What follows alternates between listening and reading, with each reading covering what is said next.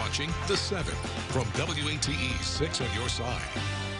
Good evening, I'm Bo Williams, and welcome to The 7. Glad you're with us tonight. Let's get a look at the Big 7 stories right now. And topping the list, a pair of Knoxville restaurant employees faced a frightening encounter with a customer they say was armed with an AK-47. It happened at the Little Caesars on Cedar Bluff Road earlier this month.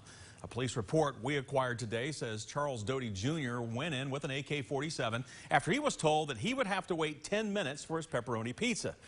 Now, this unbelievable story happened to two employees on their very first day on the job. Kimberly Morrell and her boyfriend, Noah Beeler, still can't make sense of what happened. Both were working at the Little Caesars on November 5th when police say again Charles Doty Jr. came in and got angry. Kimberly was the only one up front taking orders when he ordered a $6 pepperoni hot and ready pizza. When it wasn't hot and ready, he asked for breadsticks because of his weight. After that, things escalated. I handed her crazy sauce. I'm about to have her leave walking out. He comes in, the gun's pointed like this, held down a little bit. Then I look at it and I'm just like, my eyes drop to the gun, and he literally pulls it up, points it at me, semi-points at her and says, "Where's my pizza? I want my pizza now." I go up front to deal with the customer and the gun. I am like, "Man, what is going through your head right now?" To say another customer ended up giving Doty her pepperoni pizza. He then left. Doty is facing 4 counts of aggravated assault and 1 count of especially aggravated kidnapping. According to our legal analyst, Greg Isaacs, that charge could come with a 15 to 25-year prison sentence. Doty was arraigned in court today. He does not have an attorney yet. He is due back in court at the end of the month. Next in the Big 7, an Anderson County woman reached out after waiting months to hear from the IRS with no luck. Karen Oliver has not received child tax credits or a stimulus check yet, money she desperately needs to take care of her teenage grandson and an adult daughter who has special needs. Now, she tells us she was evicted in September and has not been able to get through to the IRS. Oliver has called them 43 times and spent hours on hold. According to Oliver's tally, her family is waiting on more than $3,000. That could help get the 3 out of their car and into temporary housing or a motel room. For 2 months, her car has acted as a bed, storage, and transportation for this family. If I had $3,000, I mean, I don't know. I mean, if I would pay a month on a motel, or if I would try to find us a little place, or, you know, I don't want to move in somewhere and have to move again because I can't keep it, because I can't stay. Since talking with Oliver, we heard back from the IRS. They cannot comment on specific taxpayer cases, but they did suggest to us that Oliver tries calling the IRS again. In the meantime, she is on a wait list right now for low-income housing. Next in the Big 7, a person was detained in Pigeon Forge after a deadly shooting. Police have not identified their person of interest, but they do say 33-year-old Jeremy Lowe was found dead at a home along Sugar Hollow Road this morning. Now, this investigation is still in its early stages. Of course, we're going to update you as we learn more here on air and on your 6 on Your Side news app. And an update to the Jacob Clare case earns our next spot here in the top 7. A woman claiming to be a spiritual advisor to Jacob Clare is facing charges less than a week after Noah Clare was found.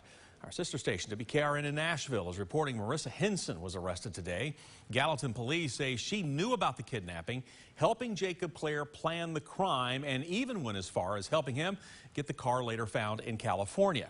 Now, Jacob, Noah, and Noah's cousin were found in California on Thursday.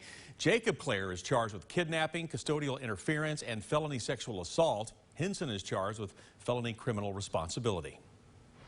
Full of national stories landing in tonight's Big 7 for you. First, we have new information on the background of the man accused of smashing his car into a holiday parade in Wisconsin. Records obtained by ABC News tells us Daryl Brooks is a registered sex offender in Nevada. We've also learned a 6th victim has been identified now in this tragedy. As for Brooks, we've learned he was convicted back in 2006 for getting a 15-year-old pregnant. Also, we're learning Brooks was arrested 10 years later for not following sex offender laws. Brooks managed to get out on bail, but never returned to court. A warrant for Brooks' arrest has been out since 2016. Now, his first court appearance just wrapped up. The judge in that hearing noted a long criminal history, pending cases in Wisconsin and the Nevada case as well, as reasons to set a $5 million bail. His next court date is set for January. Of course, we'll keep following this story for you closely. And next up, the attorney for the Laundrie family is revealing the cause of death for Brian Laundrie. We now know that Brian Laundrie died by suicide. This information comes close to a month after a forensic anthropologist received Laundrie's remains. Now, attorney Stephen Bertolino reveals that the cause of death was a gunshot wound to the head. He also notes his clients Chris and Roberta Laundrie are still mourning the loss of their son and are hopeful that these findings bring closure to both families.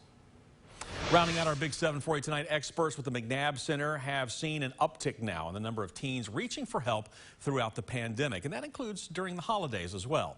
The assistant director of family treatment services says there are a few things that can make things worse for these teens this time of year. Now, things like a change of routine or eating and sleeping habits during holiday breaks. But Sarah Long says you can use this time to teach your teen ways to combat stress and anxiety.